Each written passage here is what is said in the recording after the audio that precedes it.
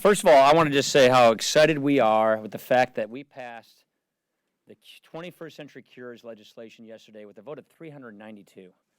This was fantastic bipartisan legislation, which also included our mental health reforms.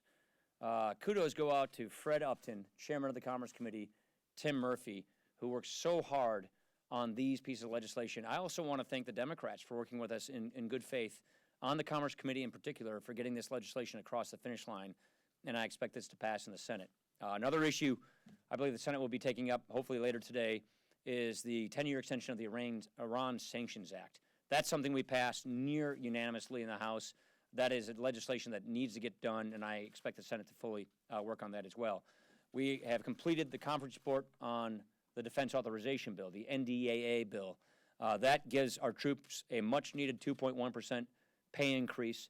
This is extremely important to give our warfighters what they need, to give our military the kinds of reforms they need to stretch our military dollars farther. That's something that we're excited about bringing to the floor. We're getting close on the Word of Conference report. This is something that we think is important. We're hoping to achieve wrapping that up, and then ongoing on the continuing resolution, which we hope to bring to the floor as soon as possible next week. With that, I'll just open it up. Anu. Thank you. As a free market conservative, I'm wondering if you're uneasy in any way with the Trump administration offering incentives to carriers to keep jobs in this country, essentially, some critics would say, picking winners and losers. Or should the free market work its will? Well, I'm pretty happy that we're keeping jobs in America, aren't you? I don't know the details of the carrier, the arrangement, but I do know that Mike Pence is still the sitting governor of Indiana, and I have no doubt that he probably had a hand in helping this, and this is what governors do. I talk with Scott Walker about this stuff all the time in Wisconsin, where governors get involved in helping make sure that their companies stay in their states or they attract companies to their states. That's something that's pretty common for state level of government to do. And I don't know the details of this, but I think it's pretty darn good that people are keeping their jobs in Indiana instead of going to Mexico. Christina.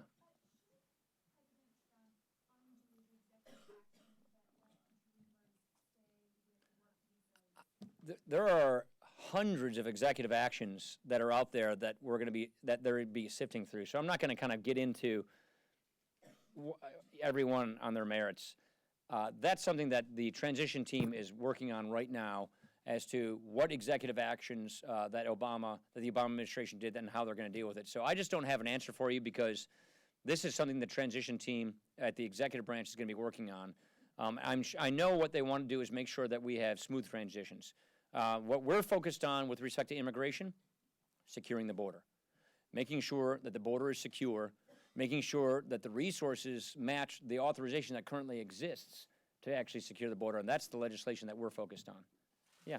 You hinted in interviews that you're interested in seeing some kind of changes to Medicare, and in talking with senators. Hinted. I've proposed these budgets for years, so. You said it for a long time, but it's something you're interested in. Are you still interested in it? What would the timeline be? And are you concerned that some Republican colleagues in the Senate seem to be trying to temper the House? Yeah, look, I think what's happening is you're getting the latest wave of Democratic talking points to try and play Medicare politics, which is what they typically do every other Tuesday.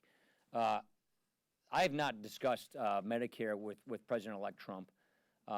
Mind you that Obamacare itself does a lot of damage, in our opinion, to Medicare. Obamacare itself puts this new board of 15 bureaucrats, the IPAB, in charge of cutting Medicare in ways that will lead to denied care for seniors. Medicare itself is on a path to going bankrupt in 2028, I believe, off the top of my head. So the trust fund gets exhausted next decade. So we are going to have to do things to preserve and shore up this program. The reforms that we've been talking about here in the House Republicans for many years are reforms that do not affect the benefits for anyone in or near retirement. But for those of us who are in the younger generations, the X generation on down, it won't be there for us if we stay in the current path. So we have to do things to fix this program so we can guarantee that it's there intact for current seniors, but also that there's something there for us when we retire. And the kinds of reforms that we've been advocating here are nothing different than what federal employees have. You get to choose among plans that are comprehensive and guaranteed to meet your benefits. Or if you want to stick with the current traditional program, you can do that as well. That is good reforms. That's what CBO tells us is a good way of actually improving cost, lowering prices, and expanding choices. Medicare Advantage is a program that Medicare works pretty darn well right now that seniors like. So obviously you've hit on an issue I care a great deal about because I care a great deal about this program. I want to make sure it's there for current seniors. As far as what our plans are with respect to reforming and preserving, that's just something that we haven't discussed yet with the administration, and we'll do it as the year goes on. Yeah.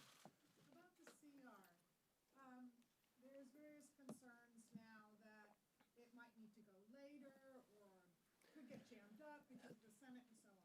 Could you just step back for a minute and give us an explanation as to why, when earlier leadership such as McConnell had said, let's finish the budget this year, let's get it done, why was there this push to have a CR, and why does the administration, the incoming administration, favor that approach? Yeah, okay, so getting jammed up in Senate in the same sentence is something I think we're going to hear a lot this year.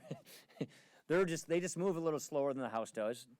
Their system's different than ours is, and they've got to stand up to Trump government.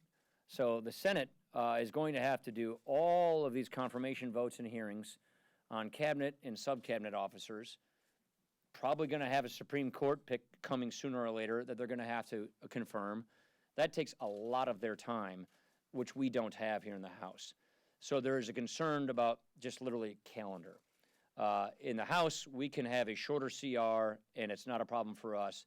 It's really a question of managing the Senate's calendar, and that's what this discussion about the end date of the CR is all about.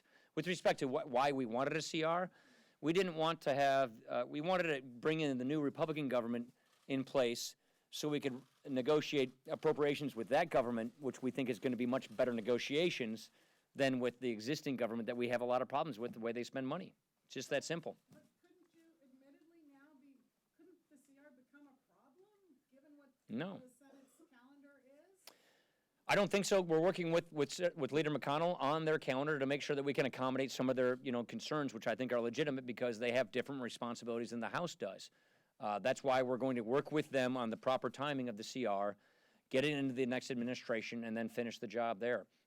We also want to make sure that we just have a smooth transition from one administration to the next. Chad. Thank you. The Education Secretary met with Mitch McConnell this morning about the boss. You wrote in a better way about the idea of reverting things from federal control back to states and local governments and things. She obviously is a push, someone who pushes for charter schools and school choice and things. There's a question though about some of the performance of these charter schools. You're a parent, have people, kids in grade school and things. But do you have reservations about maybe going too far there because of some of the mixed reports we've gotten about charter schools? No, because the word you just used, parent. I'm a parent. I care about my kids' education. I'm going to send them to the best school that I can. Parents can be trusted to do this. Who cares more about your kid than you do? So I do believe that there, in this debate, becomes sort of an arrogant and paternalistic notion that Washington somehow knows better or best on how your children should get educated.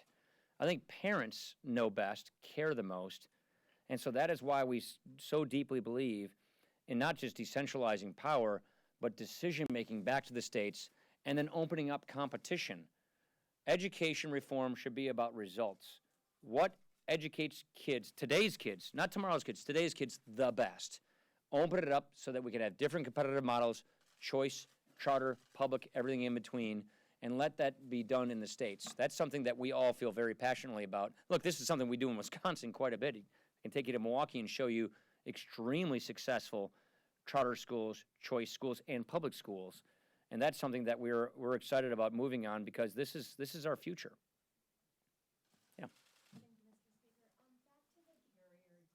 Can you talk about that as a, I don't know much about it, so there's not much I can say about it. well, as a type of thing, you met with Vice President-elect Pence yesterday. I would imagine there was some conversation around this. No, we didn't talk about we didn't talk about the carrier. We're talking about 2017 legislative calendars and how we hit the ground running and making sure that we're on the same page with respect to legislative priorities. So I just don't know much about this deal. Reported that there are tax breaks being given, tax incentives being given for the company to stay there.